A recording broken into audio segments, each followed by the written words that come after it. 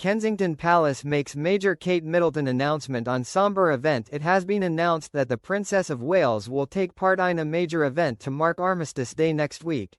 Leading the nation in commemorating the war dead. The Princess of Wales will help lead the nation in remembrance at a major event next week, it has been confirmed. Kensington Palace revealed today that Kate will visit the National Memorial Arboretum in Staffordshire for a service of remembrance to mark Armistice Day next Tuesday.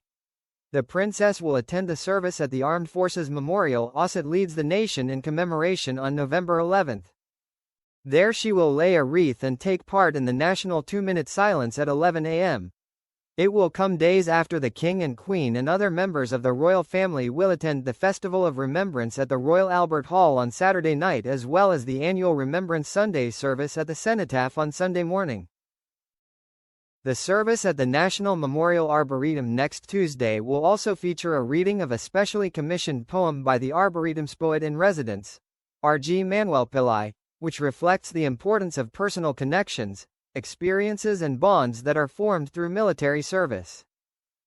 These are themes that are particularly close to the princess's heart. The service will also feature performances by talent in the ranks and black voices. Once the service has concluded, Kate will view the newly dedicated names on the Armed Forces Memorial before meeting veterans in attendance at the service. She will also meet a group of secondary school students from military families, whose parents are currently on deployment, to reflect the often unseen, but important contribution of service families. Finally, she will also have the opportunity to view a special exhibition currently on display at the Arboretum, Letters from the Frontline, Words, War and Victory.